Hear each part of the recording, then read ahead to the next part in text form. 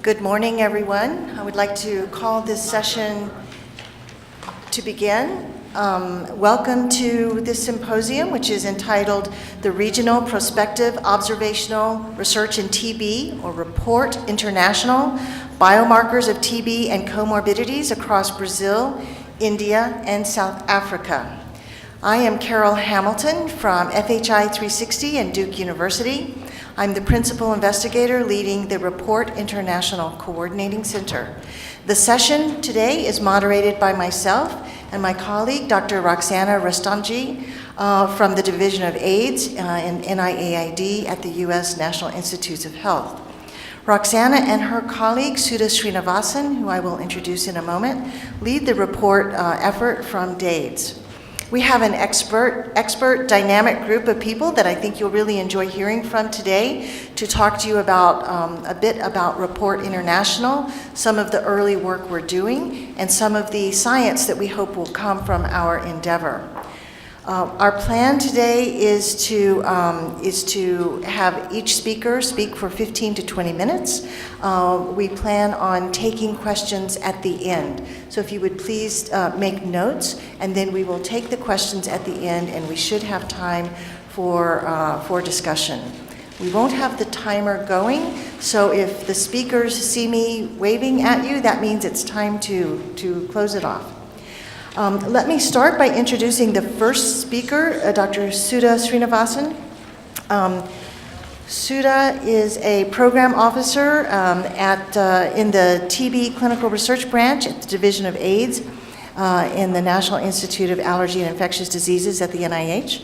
She manages a portfolio of grants and cooperative agreements in the HIV/TB area. She's also the project officer for Report International and Report India, and for the Report Consortium overall. She also works with overseas projects for the H3 Africa Consortium and Africa Center Genomics Capacity Building Initiative. She's a geneticist by training, but has several decades of professional experience managing international projects and research. So welcome to Sudha, and she'll get us started.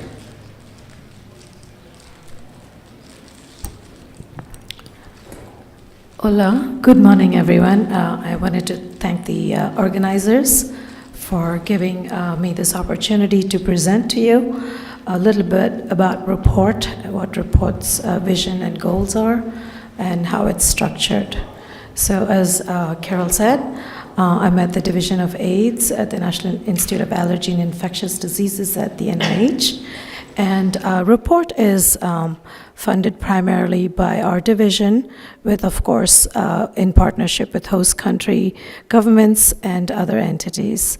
And we also provide technical support and scientific strategic guidance for the consortium.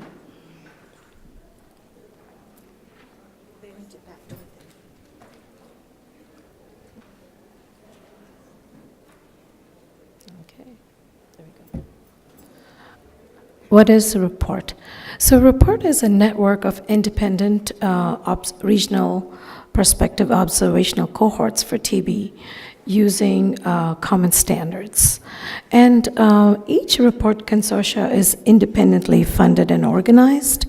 It's composed of multiple clinical research units, each of which are able to undertake independent research. The consortium is led by an executive leadership committee composed of principal investigators representing each Report consortium. It's also connected by a common protocol that I'll talk about in a little bit, which gathers standards and which is comprised of standards and processes for specimen and data collection. And all of this is supported by the Report International Coordinating Center, or the RIC, that Carol Hamilton leads. They're also supported by a central data management center and central biorepository in each country.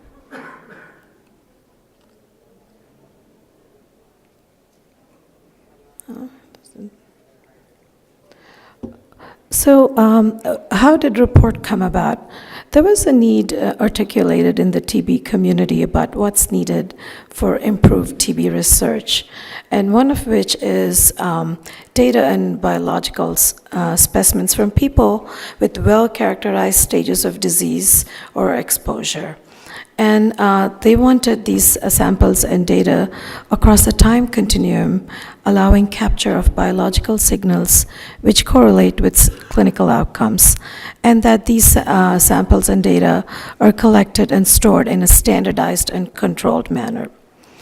So to sort of fill this need, NIH, along with its in-country partners, developed a report.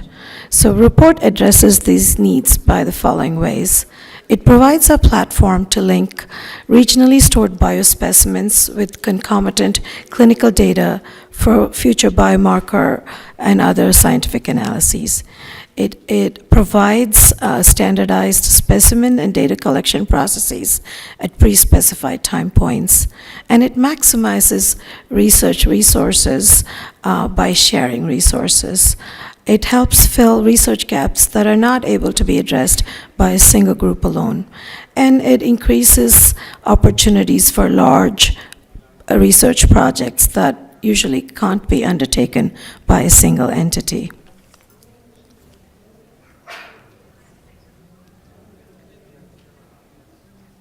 Sorry. So this organogram sort of depicts our vision of how a report works in the research cycle. In the middle, we collect population-specific data. We have the capacity to assess new products in various programmatic and resource poor settings where report is active, and it provides biospecimens for research. So it collects, so it addresses locally relevant problems which are of global relevance. And we hope that this will lead to discovery, which leads into translation, and then ultimately building clinical research capacity, which will enable report sites to undertake clinical trials. So this is a map to show you where report consortia sites are located. You will note that it is mostly in the high burden regions of the world. Our first flagship project was India, followed by Brazil, South Africa, and Indonesia, and recently China and Philippines have come on board. So this is just a timeline which shows when the various report consortiums were initiated. And I alluded to the coordinating center before. So the RIC is a coordinating center led by Carol Hamilton and her team, and it was established to facilitate the common protocol and standards and research collaborations across the spectrum of research of report sites.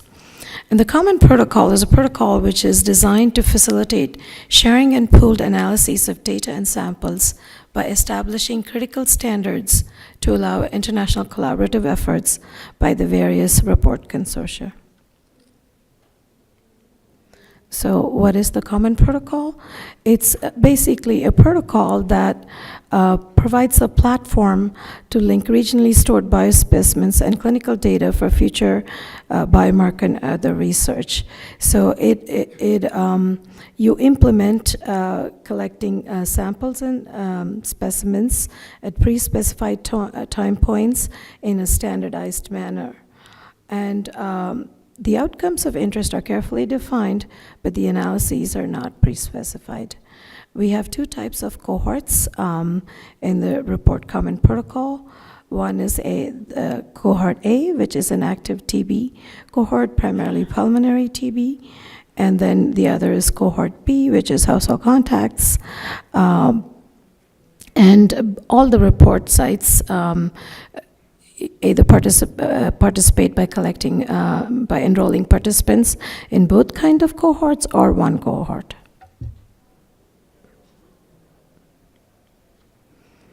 So again, I'll end with this slide, which is sort of how the report consortium works.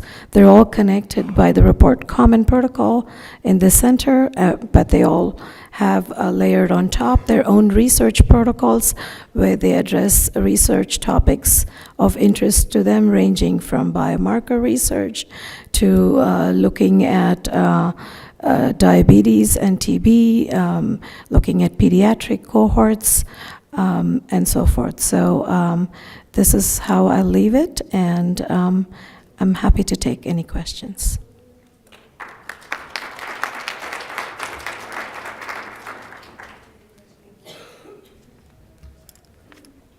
Thank you very much, Sudha. Okay, we'll take one question. Mostly we're going to save questions for the end. Okay, come at the end if you don't mind.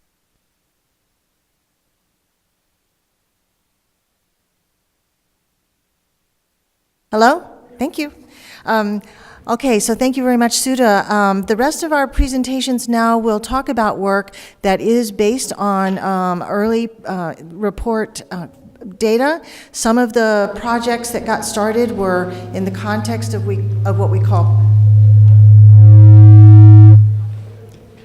parent protocol. And is the microphone working? Yes, okay. Parent protocols, as well as early information coming from the common protocol itself.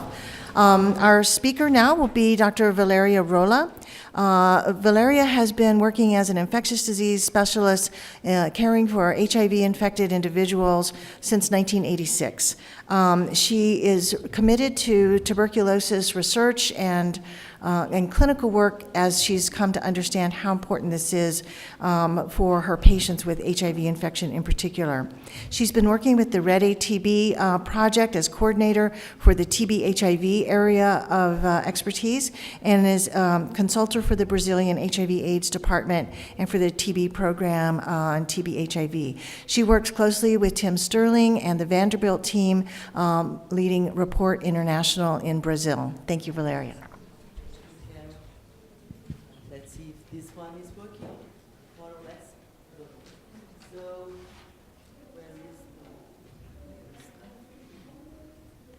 good morning. I would like to thank your president here and Report International for the invitation to speak. I think it's not working. Wow. Sorry, guys. So, my presentation will be about biomarkers of disease, and I will concentrate on biomarkers of TB disease.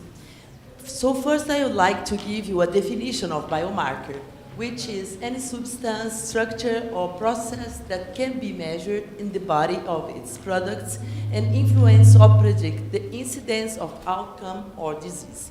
This is an old definition, but I think it's a simple one, and I love simple things. And I think it works. There are many other definitions, and people are still thinking about making it better than this one. But you know, man, I like this. We need always to be better.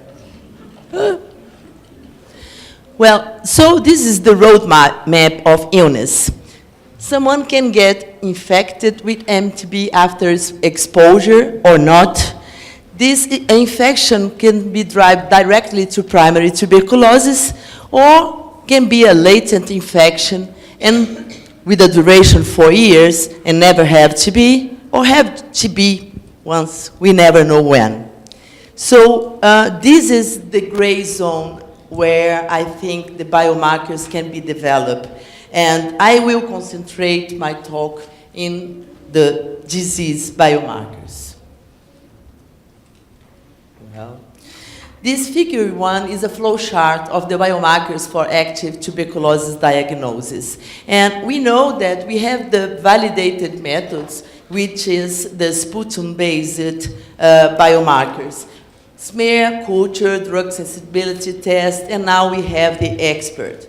And we have not validated biomarkers, the pathogen side biomarkers that is easier to validate because we see the pathogen, and the host side biomarkers that are very difficult to validate because it's based in our response or characteristics. And we can see here that there are many types of samples that can be used to search for biomarkers. And even eccentric samples like breath that can also be used for a biomarkers discovery. Which is the rationale? The rationale is we have to treat 100 people to prevent 10 cases of TB.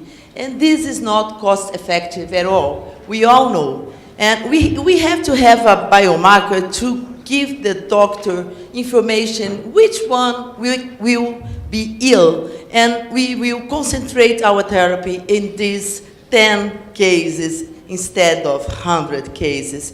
And for TB programs, this is a very expensive therapy, and for the patients too, because the catastrophic expenses related to the patient and the risk of drug reactions are not high, but we don't have to treat someone that will never get TB. Another point is we have a very good biomarker, which is the Gene Expert. Everybody loves Gene Expert. But in HIV-infected people, Gene Expert is able to diagnose 67% of cases, of TB cases. And we know they have extrapulmonary TB, and sometimes Gene Expert is not able to diagnose this type, because we all know that if we have a lymph node, we can macerate and put in the Gene Expert and have the diagnosis. But most of the time, they have lymph nodes in places that we can achieve, like heteroperitoneum, for example. Another point is for HIV-infected patients, we have to diagnose very quickly TB because we have to introduce such retrovirals. And antiretrovirals are very important, we all know, to save their lives. Well, so the FIND, which is a Foundation for Innovative New Diagnosis, a non-profit organization, is developing some biomarkers. One of them is two of them are very interesting, and they are developing in collaboration with the whole World Health Organization.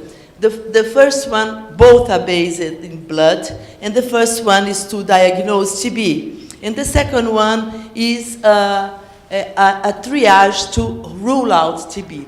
This rule-out test is very interesting. I was wondering, it could help very much the TB program and decrease the load of patients making a line to be screened. So these two tests would be very helpful if they become a reality. These somologic host biomarkers, this company doesn't exist anymore. But I saw yesterday that FIND is developing these biomarkers, but they have very initial data, so I would not present. Wow, sorry. Another interesting one is a partnership making Fujifilm and FIND. I think everybody knows the Determinate TB LAM, which is a test with very low sensibility, but a good specificity, and is urine-based. They are developing a test, blood and urine, and they are trying to increase the sensibility. This will be very nice for HIV-infected people, and we hope that we can see very soon. Another test they are developing is based in stools. So for young children that are not able to collaborate giving sputum for tests, they swallow the sputum, and we can retrieve MTB in stools. So FIND is developing a way to put stools in the expert machine. And this is great because I think that will benefit many, many children. A number of promising new host biomarkers of TB infection, disease, and treatment response now exist, including T-cell-based immunological signatures, whole blood genome-wide transcriptional signatures, serum or plasma-derived proteomic signatures. These biomarkers are essential for example, for the vaccine trials, for example. We need a marker to show us that someone is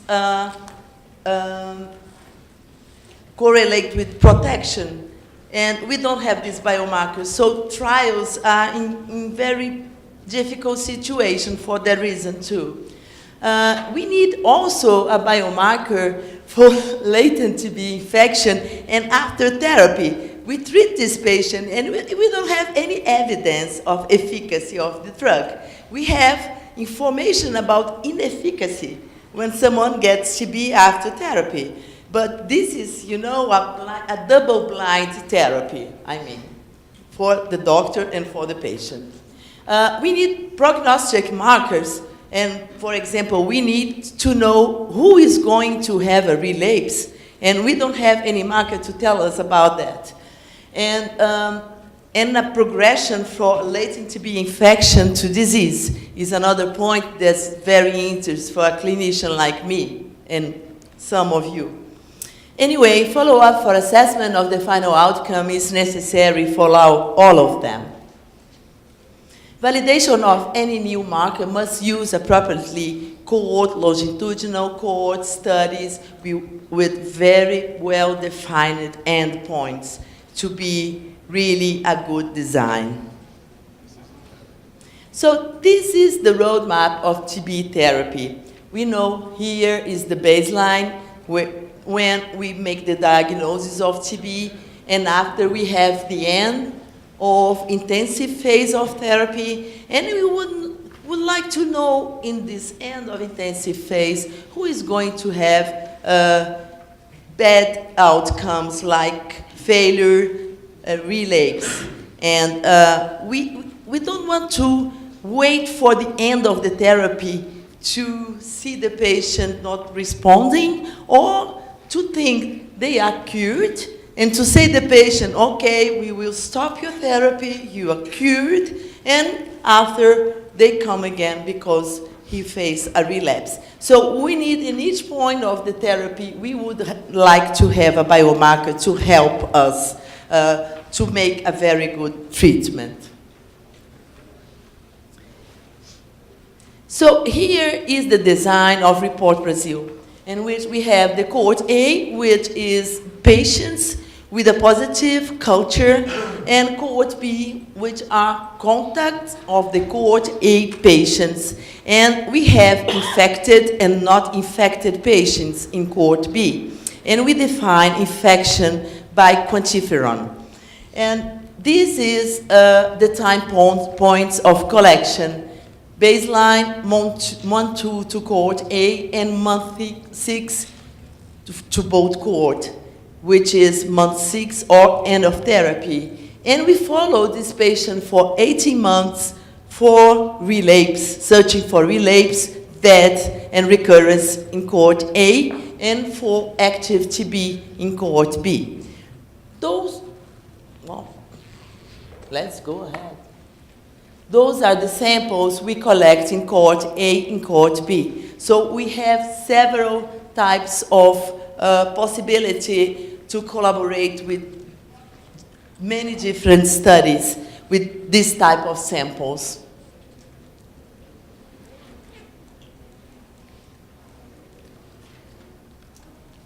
Hello.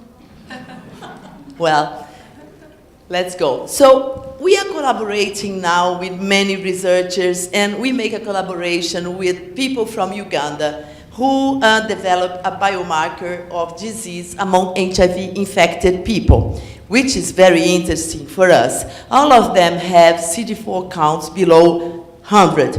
And this is a very important point because these patients doesn't have an informative X-ray. The symptoms can be any pulmonary disease or extrapulmonary disease, and it's very hard to make a diagnosis for this group.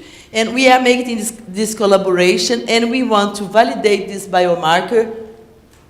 The photo is not very good, but we want to validate this biomarker in 2 distinct populations, which is Report India and Report Brazil. And we found this biomarker in these 2 distinct populations. We think we can go ahead and make a big study to make a bigger validation. This is another very interesting study, and everybody mentioned this study because it's striking. This is the group of Zach and Scriba, and they are developing a biomarker with a cohort of teenagers. They follow this teenager group infected with MTB for 2 years, and they collect blood every 6 months. And they were able to see disease while they were collecting this sample. So this is something very, very interesting for us, and we hope we will get something to use in the clinical reality. Let's go, guy. Thank you for the machine. Another biomarker is developed by Thomas Hall, and is the polymorphism in the CD43 gene region that are associated with tuberculosis disease and also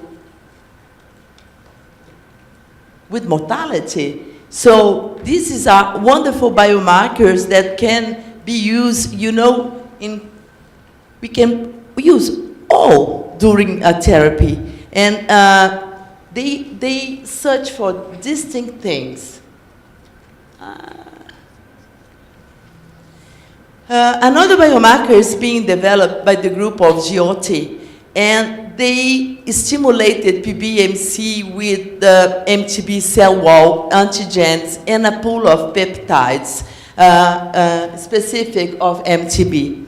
And they were able to this thing is very weird. They were able to separate latent. Oh my God. I said he is weird, so. Stop. They were able to separate latent TB infected patients from active TB patients, with very few patients that were not very well separated. And this is something we need very much.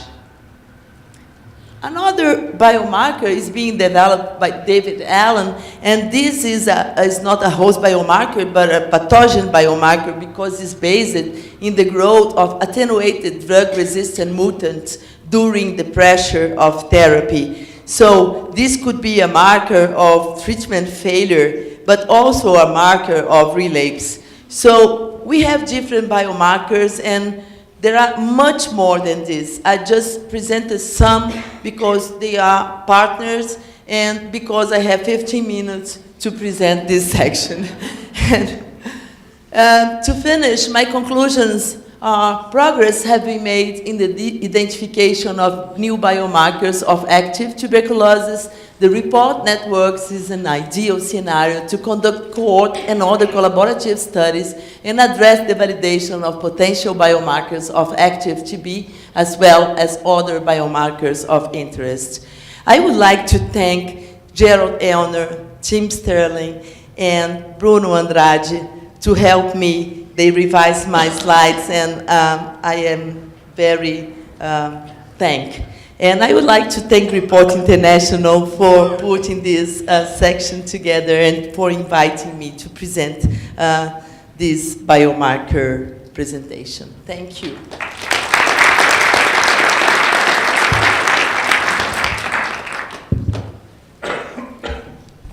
Thank you so much, Valeria. Everybody, please be writing down your questions, and then we'll have those at the end. Our next speaker is Dr. Hardy Kornfeld, professor of medicine at the University of Massachusetts Medical School. Dr. Kornfeld is a physician scientist practicing pulmonary and critical care medicine alongside the research projects that he leads. His lab studies macrophage cell death in TB and mechanisms of TB susceptibility in mouse models of diabetes. His clinical projects include the effects of of diabetes on tuberculosis severity. This is a study being done in Chennai in collaboration with Vijay Viswanathan, and as well as an observational study of lung function in HIV/TB patients with IRIS. This is being done with the Orem Institute in South Africa. So I'll turn it over to Dr. Kornfeld now. Thank you, Hardy. Okay, so unlike Valeria, I'm not a surfer. I'm not very coordinated, and I'm frightened by this thing. So we'll see how this goes.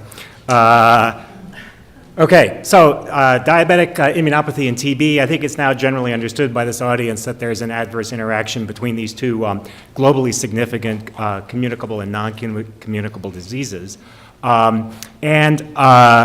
The biochemical and immunological mechanisms that are sort of responsible for this susceptibility are not so well understood, but are a matter of investigation in basic studies in my lab and others, as well as clinical studies. Currently, although relatively robust, most of the clinical understanding of the TB-diabetes interaction comes from retrospective studies.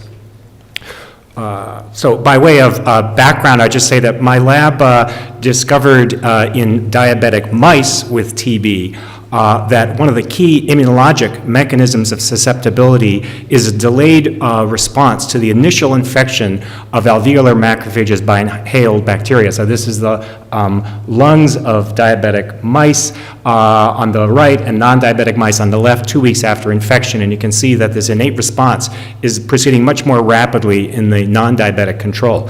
The consequence of this is that there is then delayed delivery of antigen and delayed induction of the adaptive T-cell response in TB that's required to control infection.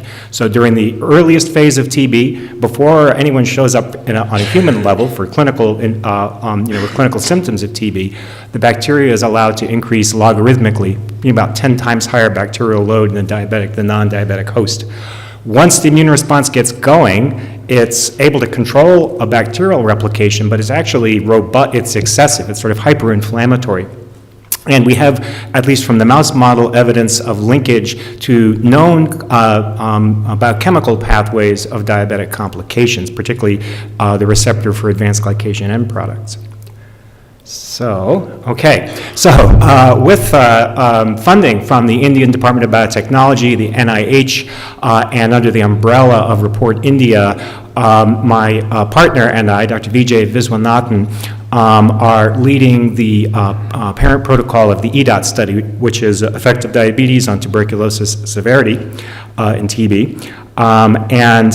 This is a prospective longitudinal cohort study of pulmonary patients with TB, pulmonary TB patients with or without strictly defined diabetes. And our goal here is to sort of try to fill in some of the gaps by the inherent weaknesses of the retrospective studies that have been done so far. So this is for adults aged 25 to 60, and we have extensive exclusions which are designed to try to reduce heterogeneity in the population and focus as much as possible on the effects of diabetes and not confounders. So we're not enrolling recurrent TB, anyone with prior treatment of TB, anyone who has had TB treatment more than a week prior to enrollment, anyone with a confounding immunologic disease disorder like HIV or immunosuppressive treatment. The study is being conducted out of the MV Diabetes Research Center in Chennai, which is in Tamil Nadu in southern India. And we're recruiting patients from 10 of the urban tuberculosis units in that city.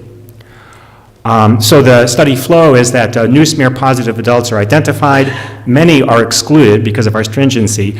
Of those eligible, those who report a known history of diabetes prior to incident TB, we are classifying or we're defining them as known DM.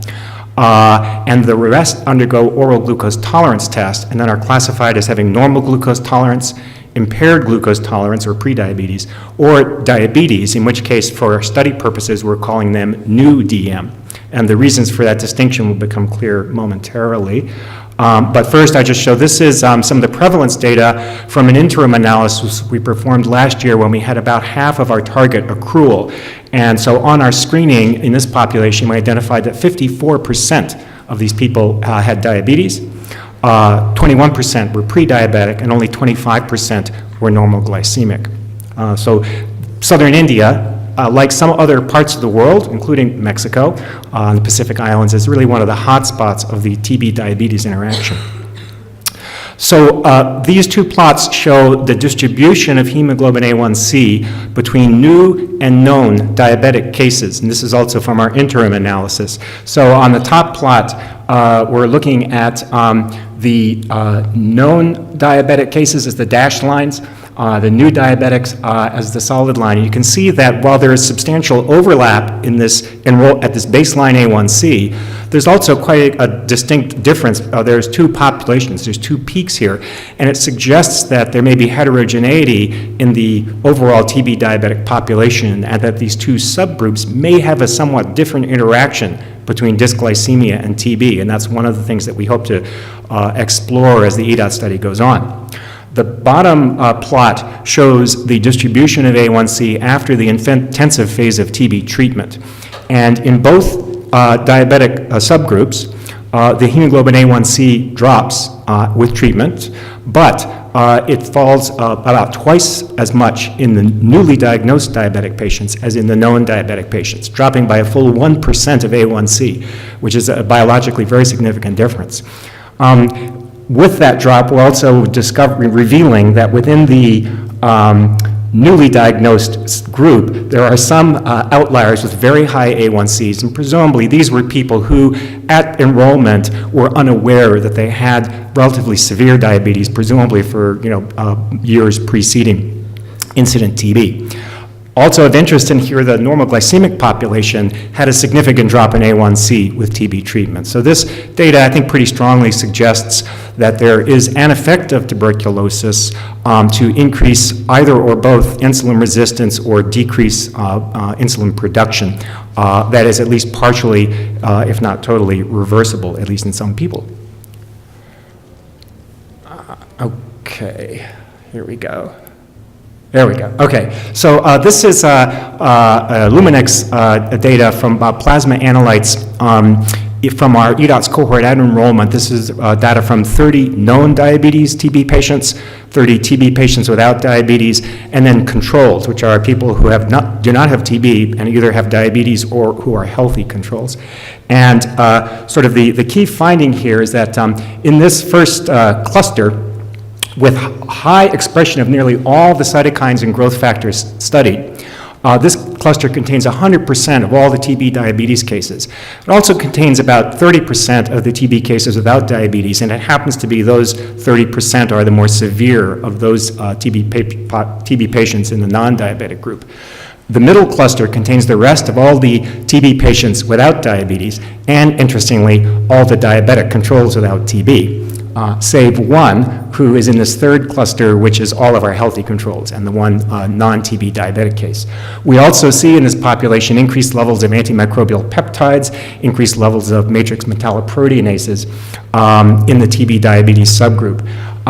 This is a phenotype we're presenting here in somewhat more detail, but it was first described by Blanca Restrepo in a study done in Matamoros in northern Mexico and in southern Texas in Brownsville area, and subsequently extended by work in Chennai from Subhash Babu and Pavan Kumar. And I would note that a very similar phenotype is seen in diabetic mice with TB. So this is really a key feature of the TB-diabetes interaction, a kind of hyperinflammatory response. Okay. Fingers crossed. There we go. So this is from the same set of patients, whole blood gene expression. And we're looking here at the sort of the sum of differentially expressed genes. And sort of the bottom line is that TB is dominating the blood transcriptional profile. So there's quite a bit of overlap between TB diabetes and TB, very little overlap with diabetes in the absence of TB. I don't have time to show here, but in the informatic analysis, we also determined that within the TB diabetes subgroup, there is hyperactivation of numerous pathways that are linked to diabetic complications. And these pathways are activated far above the level seen in our diabetic patients without TB disease. So a whole blood gene expression signature of TB has previously been reported from Ann O'Gara's group and then substantiated in over a dozen subsequent studies. This signature is dominated by interferon pathway signaling, and particularly in neutrophils. All of those previous studies excluded diabetes, and none were conducted in an Indian population. So here we've applied this TB signature to sort of look at differential gene expression in our population. And we see in this first cluster contains about 2/3 of the TB diabetes cases and 2/3 of the TB cases without diabetes, and we see no real distinction between those groups at this qualitative level. We're missing about 1/3 of all the active TB cases applying the signature in this population, which is a question to be looked at later. I'm not quite sure where that came from. Hope it goes away.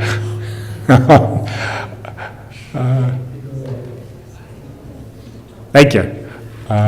Okay, so we were unsurprised that there was no qualitative difference in gene expression between TB and TB diabetes, because our diabetic mice, although they're late to get off the mark, to get their immune response going, once it's going, it's excessive, it's robust, and it seems to be functionally intact.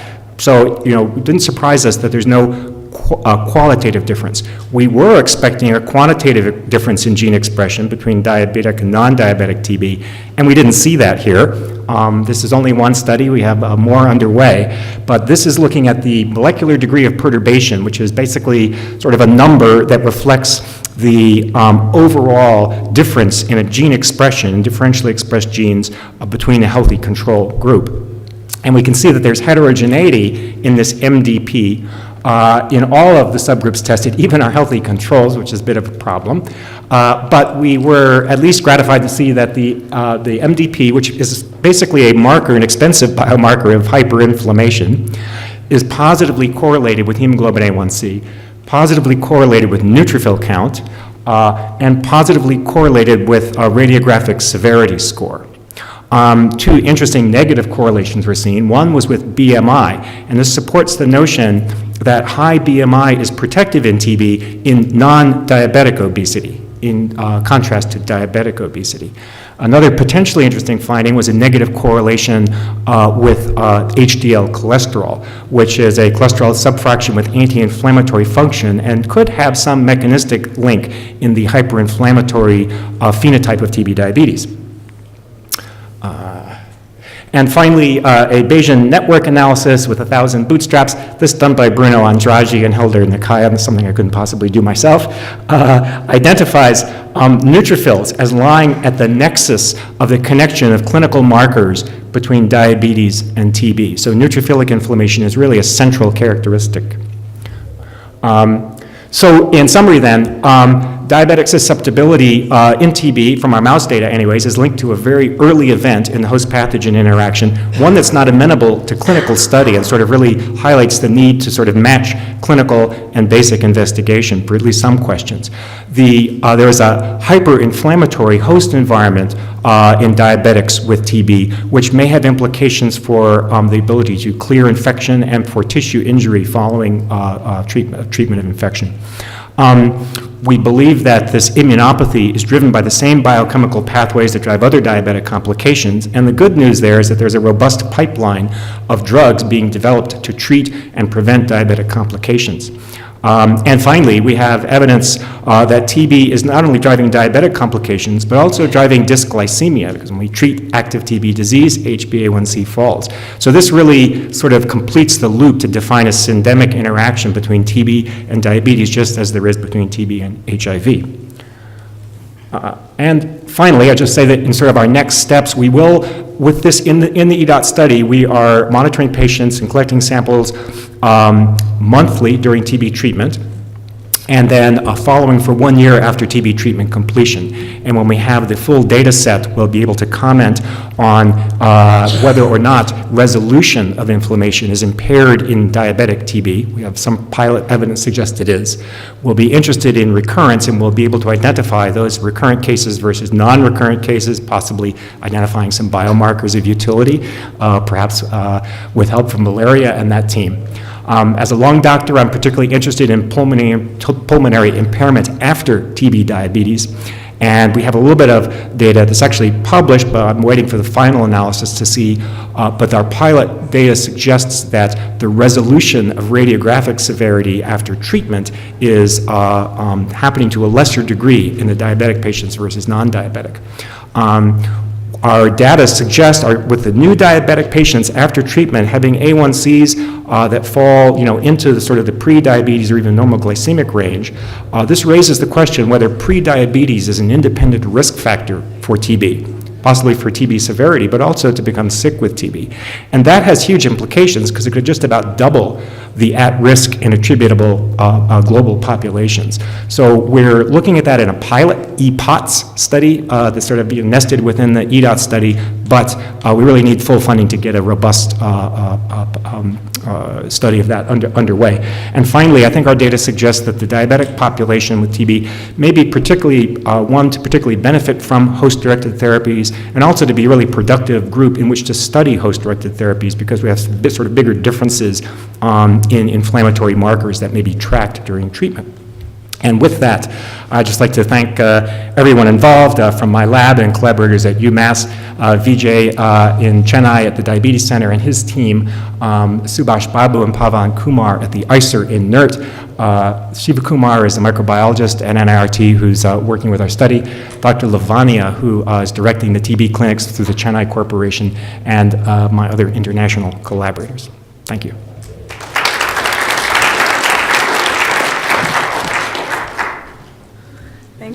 Thank you, Hadi. It is now my pleasure to introduce Dr. Jyoti Murtad. She is the Assistant Professor of Medicine and Obstetrics and Gynecology at the Center for Global Health at Cornell Medical College. She is a dedicated worker in pediatrics and pregnancy and pregnant women. She is also a PI of one of our other network studies in IMPACT, the adolescent and pediatric network trials that we run at Division of AIDS. So without further ado, Jyoti.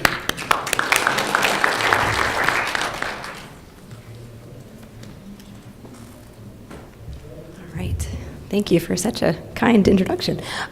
So that's not my talk, but what I'm going to talk about is biological differences on TB between men and women.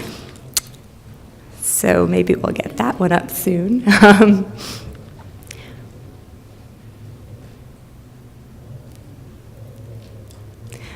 Well, I can start a little bit by saying, so the questions are, thank you, the questions really are what do we know, what is different about TB in men and women? Are there any differences, and if there are, what are they, and what should we be doing about them? Okay, so we know that TB is more common in men than women. Every year when the WHO comes out with the report, we see that there's a big discrepancy. So last year, there were about 6 million men who were newly diagnosed with TB, and there were only 3.5 million women that were diagnosed with TB. And we used to talk about whether or not this was just kind of a socio-cultural issue where men were more likely to access care, and therefore they were being diagnosed, and women were not. And so maybe if we did more active case finding, we would actually see there's more parity between the two genders. But then recent studies that have been done in mice have showed that maybe there is an actual biological issue that makes women less likely to get TB than men. So in this study that I'm showing just one of the slides from, they took male and female mice and they infected them with the same concentration of TB, and then they checked the amount of mycobacterium in their lungs at various time points as they went along. And you can see from a fairly, which one was it, this one? Okay, yeah. From a fairly early time point, there's a significant difference in how much TB is in women or female mice versus male mice. And so it suggests that maybe there's something about the pulmonary physiology in females that prevents them from having pulmonary disease. And interestingly, in that study, they also showed the mycobacterial concentration in spleen and in lymph nodes, and there was no significant difference between the two sexes. So perhaps it gets through the lung, but then goes extrapulmonary. And that might explain why another fact we know about women and TB is that extrapulmonary TB tends to be more prevalent in women than it is in men. And there have been studies from all over the world that have shown this kind of over and over again. And the chart that I'm showing you here is looked at over 250,000 cases of active tuberculosis. Most of them, of course, were pulmonary TB. But of the cases that were extrapulmonary TB, being female was associated with an increased risk of having extrapulmonary TB. So again, another difference between men and women. But there are other challenges besides, so that might contribute to why we don't see as many women who have tuberculosis, but there's also other barriers that women face. So there were some interesting studies that were done that looked at women who had TB and men who had TB and kind of did qualitative studies to say what are the challenges that each of these people face. And there are challenges for both sexes. For men, what they found are the challenges were primarily work-related, so the fact that when they had TB they missed work, that was a big issue for them. And then there was community-related stigma. For women, on the other hand, the barriers tended to be more financial and educational barriers, just not understanding the implications of the disease and the importance of the treatment. And then also, sorry, I'll get to this in a second, but also household stigma. So actually not being able to take the treatment in their own homes because they were worried about the stigma that their own families would cause. So this, I thought, rung really true because we see this all the time in India. So this was a woman that's enrolled in our study that I'll talk to you about in a little bit. But so she's a 24-year-old woman who was coming to us during her third pregnancy. She had 2 pregnancies already that were fine, that went well, and this one also went well. She delivered her baby in January, and at the time when she delivered, we noted that her viral load was detectable in the low thousands. So we re-educated her on the importance of ART and why it's important for both her and her baby. But when she came for her 6-week postpartum visit, she had weight loss, she had cough, she had fevers. Her AFB smear was negative, but her gene expert and her chest x-ray were consistent with pulmonary tuberculosis. So we started her on ATT, encouraged adherence to both TB treatment and HIV treatment to try to, again, reiterate the importance of both for both her and then also her young children that are all living in her home.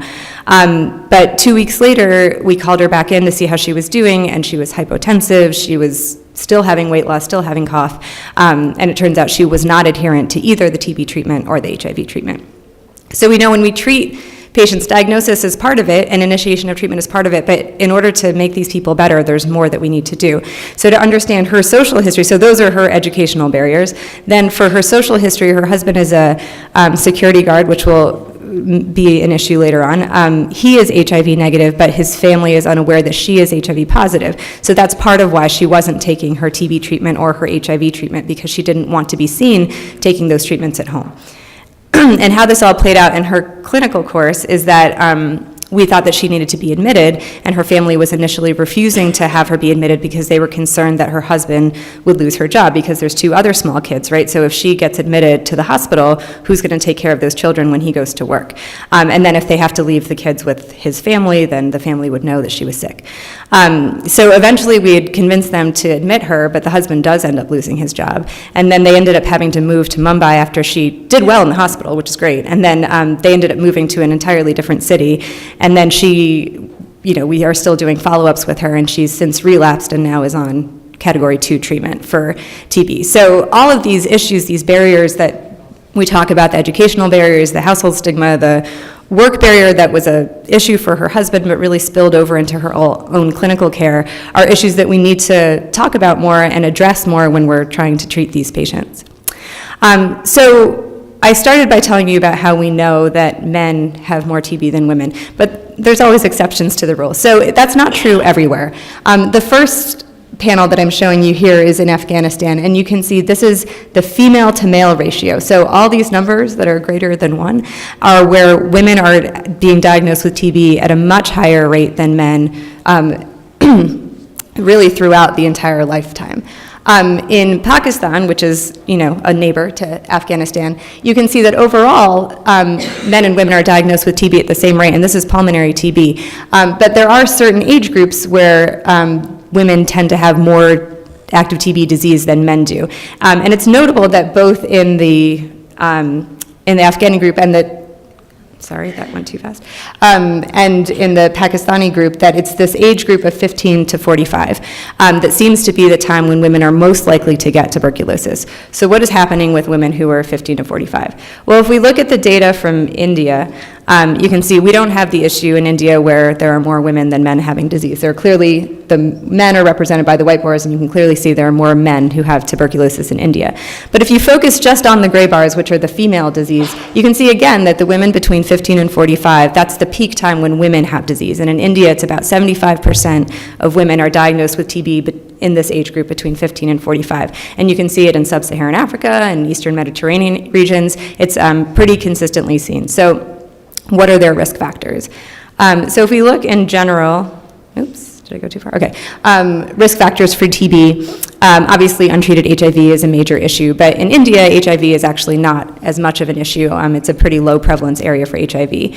Of course, close contacts, malnutrition, diabetes, which Harvey just told us all about. But as far as we know, there's no sex-related differences between the prevalence of those diseases, or if anything, men tend to have that more than women.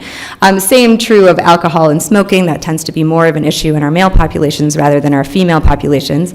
Indoor air pollution is certainly something that is receiving a lot more attention, and specifically for tuberculosis in women and children, because they do tend to be exposed more to that. What I'm going to talk to you a little bit more about is pregnancy. There have been very few studies that have looked at how pregnancy impacts the risk of TB, and the studies that have been done have had kind of mixed data on whether or not it is a true risk factor for TB or not. So why might pregnancy be a risk factor? So during pregnancy, there's a lot of complicated things that are happening in a woman's body. But in general, your progesterone and your estrogen levels are increasing as pregnancy progresses. And there's immunologic sequela of that. And so you can see there are certain cell populations that are increased, and keep your eye on the regulatory T cells. And then there are certain cell populations that decrease as pregnancy progresses, and that includes CD4 and CD8 cells. And then you can see once the baby is delivered, there's a pretty rapid reversal of the hormonal changes, and likewise there's a reversal of the immune changes. And these types of changes are not, the CD4 counts that are going down, it's not like when you have untreated HIV and the CD4s are plummeting to less than 50, but they're enough of a change that they can cause differences in how diseases behave. So in rheumatoid arthritis, for example, which is a disease that's a pro-inflammatory disease, many women who are pregnant who have rheumatoid arthritis don't end up needing treatment during pregnancy. But then right after they deliver the baby, almost 80 to 90% of them will have a flare where they all end up having a major arthritis issues. And there's other infections like listeria, much more common in pregnant women, and other infections like flu or varicella are not more common, but they're definitely more severe when they happen during pregnancy. And we think these are all related to the immune changes that are reviewed here. So from the perspective of a macrophage, what could be happening is, so here you have your macrophages that have ingested TB, and then the foamy macrophages that surround it, and here's other macrophages, and then the CD4 and CD8 cells. So that makes your granuloma. So if you have CD4, so your CD4 cells are important because they're releasing the interferon gamma and the TNF alpha, and those are important because they're telling the macrophage to keep ingesting the TB and keeping everything under control. But if during pregnancy your CD4 and your CD8 cells are decreasing, does that release the control enough that now your macrophages are not as efficient at ingesting the TB and keeping it under control, and maybe it's replicating more and allowing it to progress to active disease? So it's a hypothesis we have, and so therefore we have a study to look at it to see if this is actually going on. So the Prajati study is kind of a sister to the report scenario, where we leverage the infrastructure and the model that report had, but it's focused on pregnancy because it's an uncommon event to have TB in pregnancy. So the Prajati study stands for Pregnancy-Associated Changes in Tuberculosis Immunology, and we're conducting this study at BJ Medical College and Sassoon Hospital in Pune. So the study involves, nope, okay. Is that, yeah, okay. So, all right. So the main objectives of the study are to compare the concentrations of Th1 and Th2 cytokines, so pro-inflammatory, and also the cell-mediated cytokines after ex vivo stimulation of the cells from pregnant women with and without HIV, with MTB-specific antigens. And then beyond the cytokines, we also want to look at the cell populations themselves and kind of track how they change during pregnancy and whether or not any of these things can help us understand why pregnant women tend to, or postpartum women really, tend to be more at risk. And so our hypothesis is that as pregnancy progresses, that those regulatory T cells are somehow affecting the woman's ability to generate a real immune response to the TB, and that during the postpartum period, when everything's going back to normal, that's when she actually develops symptoms of disease. So we have 4 cohorts in our study. Cohort A is HIV-infected pregnant women who are IGRA positive. Cohort B is HIV uninfected women who are IGRA positive. And then we have 2 other cohorts, C and D, that are our controls. So they're pregnant, but they have a negative IGRA and a negative TST. And so you can see where we are with enrollment so far. So enrolled 17 out of our goal of 200 for cohort A, and then 71 in cohort B, and our controls obviously enrolled much faster. So, so far, you can see just a snapshot of what our study population looks like. Our women are understandably in their 20s, which is primarily when they get pregnant. They are all from the urban slum area, generally around Sassoon Hospital, so a lot of them have incomes that are less than $5 a day. Most of the women are presenting during their second trimester, which is when we often see women first present for antenatal care. And then for our HIV-infected women, all of them are on ART, and their CD4 counts are pretty good, although not all of them are undetectable when we see them. In terms of TB history, there's not really a lot of exposure that these women are reporting, so only 3 of our women reported having a personal history, and very few had a known contact within the last 2 years. So we follow these women through pregnancy and then closely postpartum, up to 2 years postpartum, and you can see where we are in terms of following these women. We do a very good job when they're pregnant and delivering, and then if any of you have ever worked with pregnant women, you know that we tend to lose them in the postpartum period. It's harder to get them to come in, but we've been doing a really great job, and I think these numbers are pretty good for a pregnant cohort. And then I'll show you what we do at each of our visits. Okay, so at each of our visits, we obviously see them clinically, and then we do TB screening and quantiferon testing at the visits that I've allotted there. And then kind of a la the report consortium, we've also collected a lot of samples, many of which are being biobanked, and so hopefully down the road when there are more biomarkers and other stuff that the other speakers have talked about, we can assess if they're relevant in a pregnant population also. So the PBMCs and the plasma and the quantiferon are what we're using for our primary outcomes, but we've also stored the PAX gene blood, cord blood, breast milk, and stool.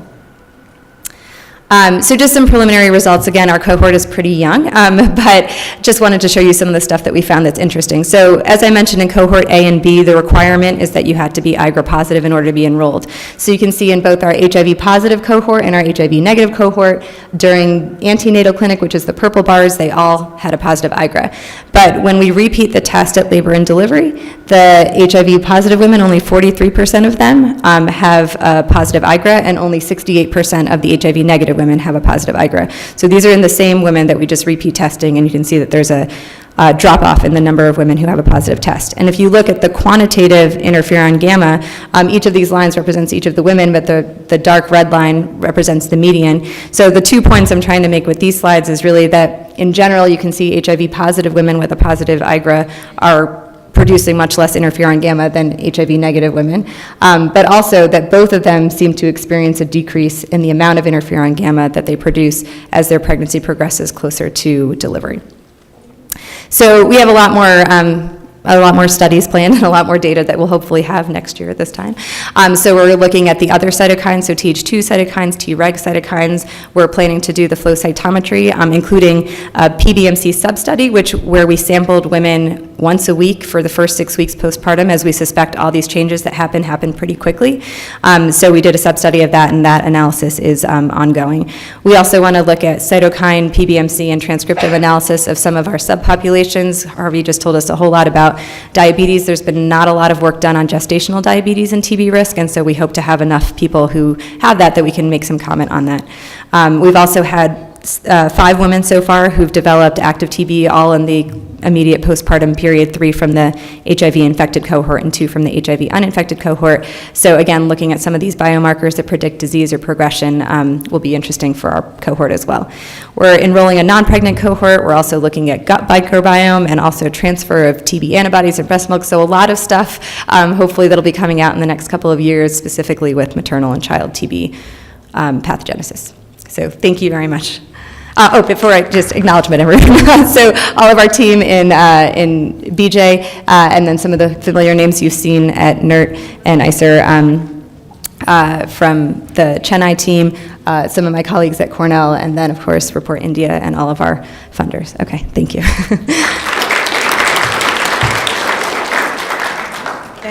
Thank you, Jyoti.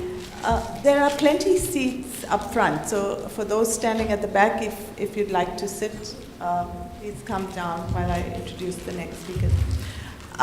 So next up, we have Dr. Nicole Salazar-Austin, and she is an instructor in pediatric infectious diseases at Johns Hopkins School of Medicine, and she brings a delightful energy to pediatrics and infectious diseases, and she is sharing her presentation with us today.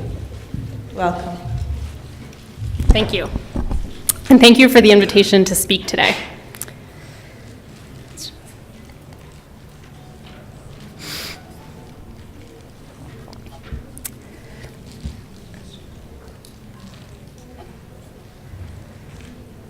So as my slides load, I'll just sort of talk a little. Pediatric TB is a major global health problem. The epidemiology is not well defined, and that's really due to a lack of sensitive and specific diagnostic testing. And of course, this is multifactorial, but as we all know, that is not me. But as we all know, pediatric disease is paucibacillary, and so it's very difficult to identify the pathogen, which really makes the epidemiology more difficult. Last year, the WHO estimated there were about 1 million children with TB and about 210,000 deaths. So as the slides continue, there we go.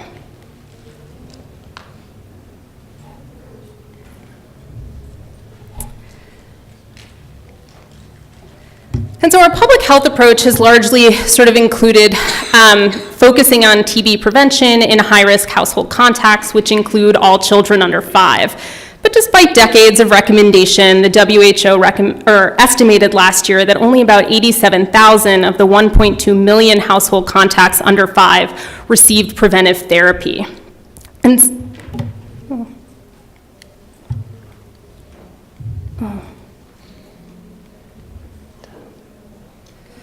all right. So a biomarker that would help us identify infection and likelihood of progression to pediatric TB disease would certainly be of help as we try to focus our prevention efforts on a more narrow population.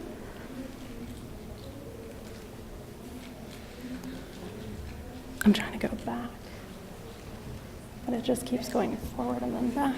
Can we go back with the slide? Okay. All right. So TB culture has remained the gold standard for diagnosis of TB disease for a number of years. And, in children, it requires a somewhat invasive specimen collection. It's time consuming, it requires training, it requires pediatric-sized supplies. And even when performed, the yield is low, and certainly that depends on the type of disease, the severity of disease, but even in well-functioning settings, the sensitivity is thought to be about 30 to 40%. And so, Expert was rolled out and surely has been shown to be highly sensitive and specific in adult populations, but its value is reduced in the pediatric populations. Expert has certainly improved sensitivity when compared to microscopy and shortened time to diagnosis, but the overall sensitivity of the assay is limited, with only about 2/3 of culture-positive cases being identified, suggesting that Expert alone would only identify about 1 in 4 or 1 in 5 children with pediatric TB disease.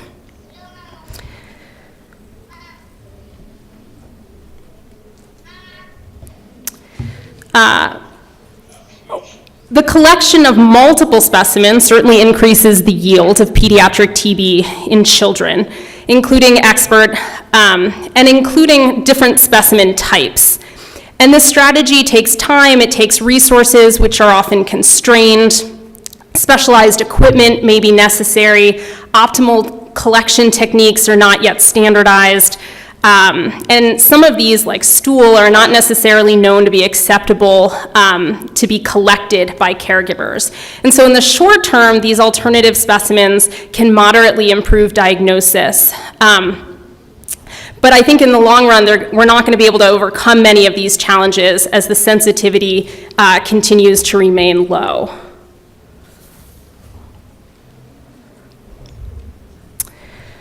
TST and IGRA have been extensively studied, and I think, in this room, we all know TST and IGRA don't really make that distinction between infection and disease, and are often less useful in highly endemic areas where there are high rates of latent infection.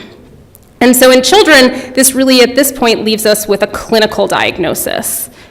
And clinically, microbiological confirmation is not absolutely necessary.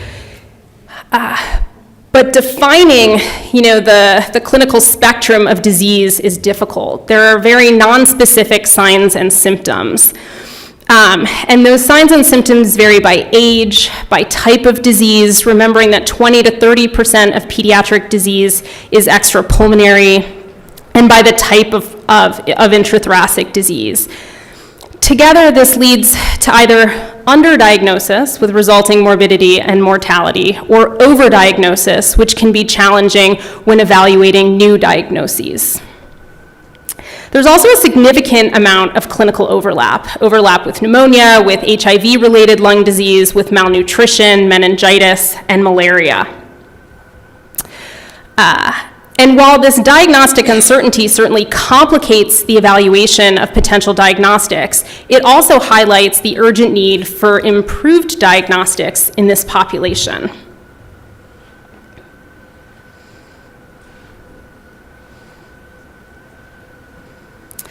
And so to date, many of our diagnostics are focused on the detection of the pathogen, which is really a limited approach in pediatrics.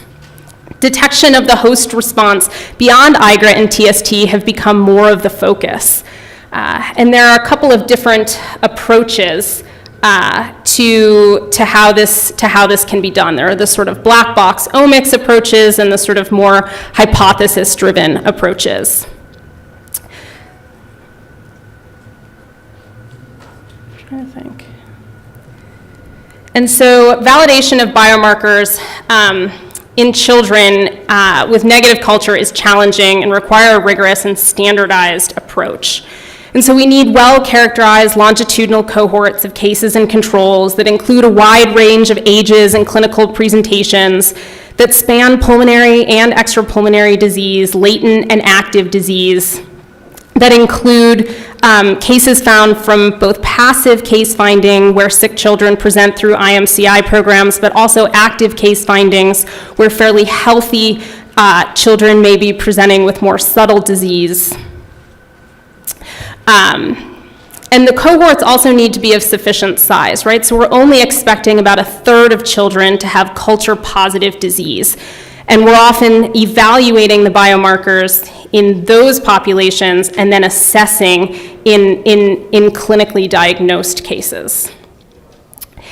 We also need standardized case definitions which were revised in 2015 and now include confirmed, unconfirmed, and unlikely intrathoracic disease with and without infection. And certainly it's more straightforward to look at biomarkers in confirmed disease and more challenging among those with unconfirmed disease.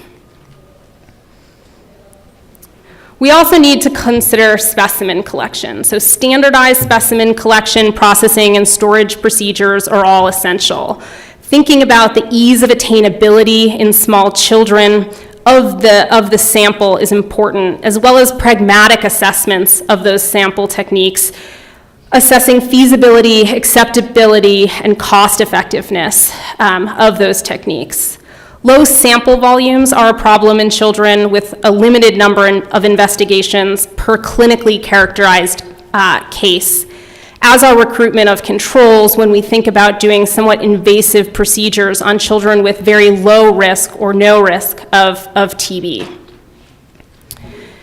And so we've all seen this data from the New England Journal in 2014. Anderson and colleagues looked at 3 cohorts of TB suspects in sub-Saharan Africa and identified a 51 transcript signature that they felt was able to distinguish TB from other disease states, tested in 2 of the cohorts and validated in the 3rd. The sample was tested on blood, which is easily obtainable, measures the host immune response, making it independent of pediatric paucibacillary disease. And what was a little bit interesting was the risk score, certainly identified those with culture-positive disease, assessed it in those with culture-negative disease. The sensitivity and specificity was about 82% among those with culture-positive disease. And then they sort of used a weighted sensitivity and specificity and performed that on the various culture-negative states. And so this figure sort of shows a gradient of the performance of that risk score among culture-negative groups that's consistent with the different degrees of diagnostic certainty within each group.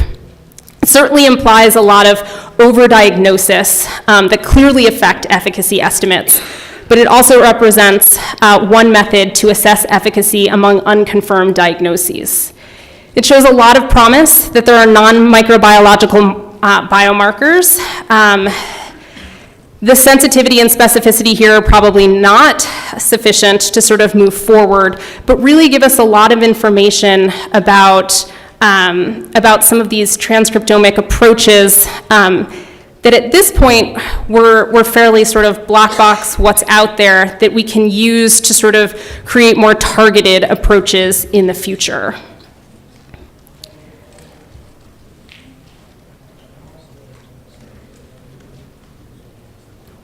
Valeria spoke about this study from the Lancet last year, where they looked prospectively at adolescents, and we're looking specifically at the progression from latent to active disease to look at whether or not there's a sort of biomarker that can help us assess that, which would also certainly help us target interventions to a more narrow population. There are hypothesis-driven approaches, which I'll talk a little bit about: T-cell activation markers, microRNAs, transrenal DNA, and then cytosolic enzymes. And so folks from our group at Hopkins and in Soweto have recently published a paper on IDO, which is a interferon gamma inducible cytosolic enzyme that catalyzes the degradation of tryptophan to carnitins and is the initial and rate-limiting step in the de novo biosynthesis of NAD. It's been shown to play a role in immune tolerance, and specifically by Suzuki and others in 2012 to show a poor prognosis with relation to TB. We studied the biomarker in a cohort of adult patients living with HIV in Soweto who were followed prospectively for TB disease, among other lung illnesses, including pneumonia, and found a high sensitivity and specificity in HIV-positive adults with both confirmed and paucibacillary TB. It increased months in advance of clinical disease, and the controls showed not only from HIV-positive patients without lung disease, but also with pneumonia, there was a significant difference. And while this hasn't yet been studied in children, this will largely be the focus of our report study and specimens that are only beginning to be collected in the next several weeks. So I have no data to share with you today. And so in summary, in pediatric TB disease, there's really a lack of a sensitive and specific diagnostic test for pediatric TB disease. Epidemiology is poorly defined. Clinically, there's a lot of over or under diagnosis. Research-wise, it requires a lot of standardized case definitions and attention to study design details and standardization across the board. New targets include the host immune response. Hypothesis-driven and omics approaches exist, and we need, and I didn't talk a lot about this, but in some of these transcriptomic and approaches, there's a lot we don't know. There's a lot about how pediatric TB disease may be different by age, may be different by nutritional status, may be different by disease severity, by age. that really needs to be characterized before we can, that together I think we'll move this field forward. Thank you.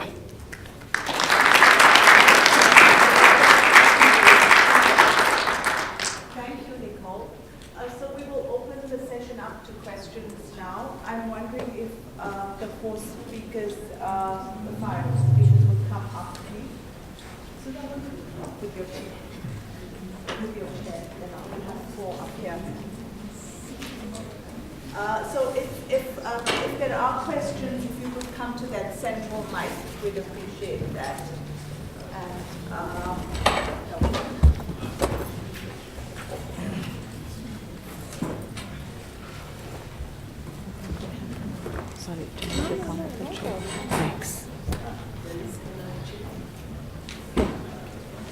No, I don't need one. I'm fine. Yeah, whatever.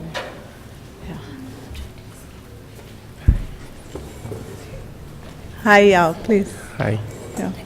Yao from Vichai. I have just a quick question for Jyoti. So in your data, you show the fluctuation of the IGRA is well noticed. If same person you test several times, the number varied. So I was just wondering, you pick up the positive subjects and then you retest them, there will be kind of a natural decrease of that because you likely pick up the peak value of the individual person. So how you think that in the data you just show? So yeah, I mean, one of the issues with the IGRA assay in general has been this issue of repeat testing and how reliable it is. This was just kind of an interim analysis, so we'll try to figure that out more as we go on. But to go from all of those women to have less than half of them be positive at the second one is more than what you've seen in other literature. Usually there's like a 5 to 10% that revert. And so what I will need to look at is a lot of the women who do revert, were they on the initial time, were they just barely positive, were their antigen minus nil like 0.4, and so they were positive. But and one of the questions I've always had that we haven't really had any data from any of the pregnant cohorts that we've looked at, but is whether or not pregnancy needs a different cutoff for positive for IGRA or TST like we do with HIV-infected patients. So far, it hasn't panned out that changing the cutoff would change anything, but since we'll have a larger cohort, it's something we'll look at. Thank you for your question.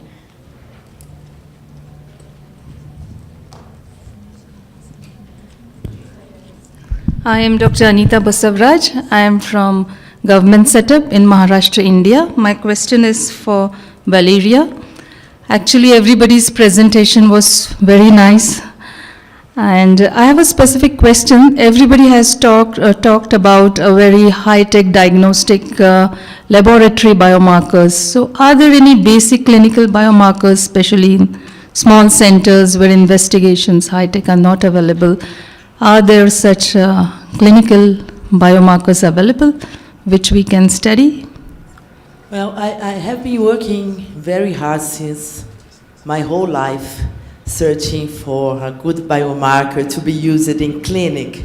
And yesterday at the FIND Symposium, I heard about a biomarker which is not a clinical biomarker, but maybe that could be used because it's easier to do, is the ratio monocytes, lymphocytes.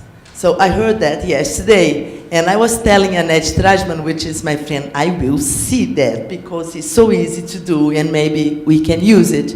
But I don't have a clinical biomarker. I think the clinical biomarker is the brain, the physical examination is to ask good questions to the patients and to follow them, because people like tests, and I like what we have, our hands, our eyes, and that gives us lots of information, is what I have to say. That in the absence of a more specific biomarker, we do have an IGRA and an HIV test that currently perform as well as the ones in the repertoire of more elaborate tests. So we must bear that in mind as well for the interim. Next. Thank you. I'm Lourdes Garcia from the National Institute of Public Health, and I have a question regarding diabetes.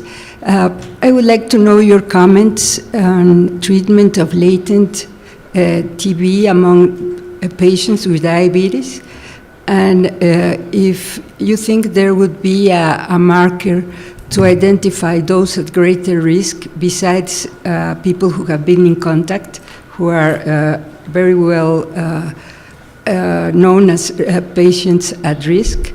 That's my first question. And the second one, are you aware of studies that explain the propensity of patients with diabetes to suffer from MDR-TB? Does it have to do something with this pro-inflammatory state? Okay, so first of all, the first question regarding sort of identifying most at-risk diabetic individuals with latent TB, the sort of highest risk for progression. I mean, there certainly is no data on a biomarker, sort of traditionally defined biomarker at this point. I would say, though, it's highly likely that these sort of indices of diabetic severity would correlate with the risk to develop active TB. So I think that people who've had diabetes for a longer period of time, people who have other tissue complications of diabetes, would be at highest risk. And also people with other comorbid conditions. I mean, we showed, for example, that in a cohort in Korea, where diabetes increased the risk of death during treatment about twofold, and smoking more than one pack of cigarettes a day increased risk by about 2.8-fold, I think, in that particular cohort. 60% of diabetics were smoking more than one pack a day, and those people had almost a 6-fold increase in risk of dying during TB treatment. I suspect that that would translate to sort of similar risks for TB progression. The second question is about a relationship between drug-resistant TB and diabetes, and there have been sort of publications finding such an association and some publications not finding such an association. I think it was first suspected that this could be that if a diabetic patients are somehow immune deficient, that they may be more susceptible to be infected with multiply mutated TB strains that could themselves have slightly reduced bacterial fitness. So far that hasn't panned out, but it is quite clear from mostly retrospective data, again we hope to sort of add some prospective data to that, but it's clear from retrospective data that people with diabetes and TB are at much higher risk for recurrent TB after treatment. And I believe from our mouse model and from some data, as I think it's unpublished from Matthew McGee at the University of Georgia, people with diabetes are at higher risk to become infected with TB. I think they're probably at higher risk to become reinfected. So we both have relapse, reinfection, and I think also potentially problems with drug PK and lesion penetration of antibiotics. And so for all of those reasons, I would expect that we will see a rising relative prevalence of diabetes in the MDR population that may not be identifiable at this point in time, but I suspect that 10 years from now could be an increasingly profoundly terrible problem. So something we hopefully could figure out a way to prevent. Yeah, sure. Carol has a question. I have a question for Nicole. How good would a diagnostic test for active TB need to be in order for doctors not to give TB treatment? I mean, because often that's a problem. We have so much over-treatment, I believe, of cases, but maybe how good would that test have to be? So I think in that case, it would be similar to TB disease in HIV positive adults. And so I think there's so much clinical diagnosis that it's really a change in mindset for clinicians. And so even if you had a highly sensitive and specific test, I still think for a good chunk of time it would be difficult to trust that. And I think it's also difficult to trust because you can't really ensure that which patients with unconfirmed disease truly do and don't have it. And so how do you measure that? And so I think it takes a lot of time and experience and won't be easy. I think background prevalence contributes also to clinical suspicion in those situations. So that brings us to the end of this seminar, and we thank the audience for participating, our speakers and other principal investigators of REPORT. Just to reiterate, REPORT is an international consortium and encourages collaboration both in terms of its resources, which are the biobanks, as well as the wealth of intellectual contributions from the investigators. So we welcome you to engage with the website under RIC, as well as investigators to build this scientific contribution from REPORT. So my co-chair, thank you, and my colleague Sudha, enjoy the rest of your day.